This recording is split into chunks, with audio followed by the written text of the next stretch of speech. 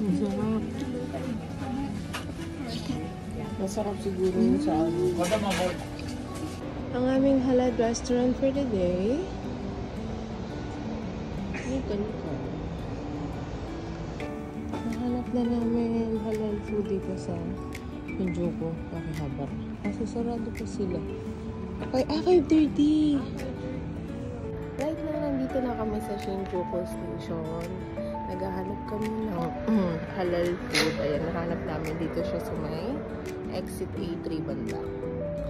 Halal food to ng mga curry, katsu, at saka rice bowls. Kaso 5:30 pa siya mag-open. Ayan siya. Niko ang pangalan niya. Niko Ramen. Sa may Shinjuku, kami ang una sa pila. Dahil ngayon ay ano pa lang, 5 PM pa lang. Ay hindi. 5:20 ng 10 minutes na lang. Thank you. Yan. Chicken. Kaya iba. Laki na kapito. Thank you. Yung side dish ko. Tempura. Dami. With balat. With balat yung tempura.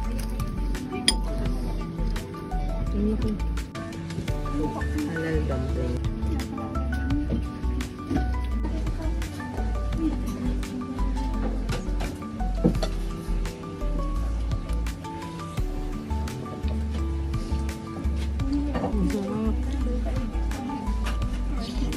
Masarap siguro yun sa ano.